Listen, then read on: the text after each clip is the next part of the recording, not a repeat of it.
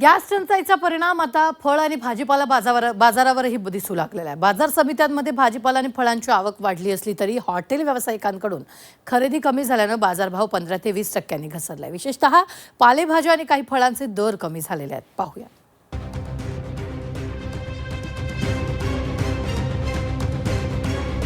Gas टंचाईचा भाजी बाजाराला फटका।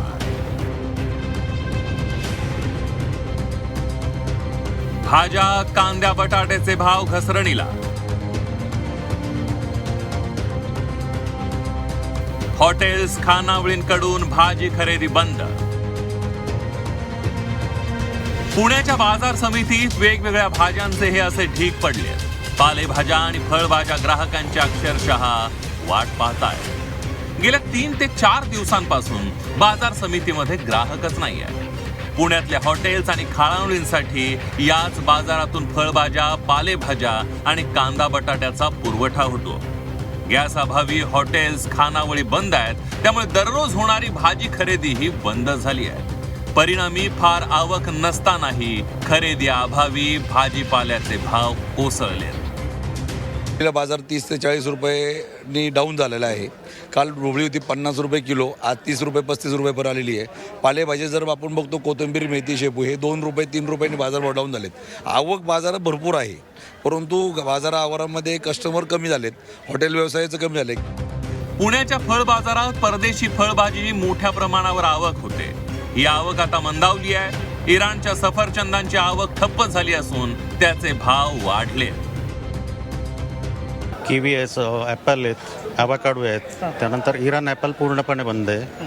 त्याचा परिणाम भरपूर झालेला आहे। बाजारभाव किती ढासळतोय आता तो ह्याचा इराणचा जे आत्ताच स्टोअरमधले ॲपल आहेत त्याचा रेट फक्त वाढलेला आहे। येणारी आवक नाही, त्याच्यामुळे त्याचा रेट जास्तीचा आहे। नवी मुंबईच्या बाजार समितीतही वेगळी परिस्थिती नाहीये।